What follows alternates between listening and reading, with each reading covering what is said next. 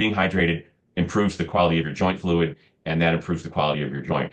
Being hydrated is not going to cure arthritis. Is it going to help your symptoms? Sure. Anything, even just general inflammation in the body, the more hydrated you are, the more it's going to wash that inflammation out. Now, you can also, you don't want to go crazy. You can drink too much water, and then you get a thing called hyponatremia, which means not enough sodium, and it can cause seizures and all kinds of issues. And I mention that because some runners and some cyclists who we were just talking about, if they're exercising for over an hour, 2 hours, 3 hours, 4 hours, running marathons and things like that, and they drink only water or they overdrink water and there's not enough electrolytes in there, you can have issues with that as well. So, I mean, your 8 to 10 cups of water a day, I'm sure you have a formula in your head how many pounds somebody is to how much water they should drink per day. What's your formula that you use?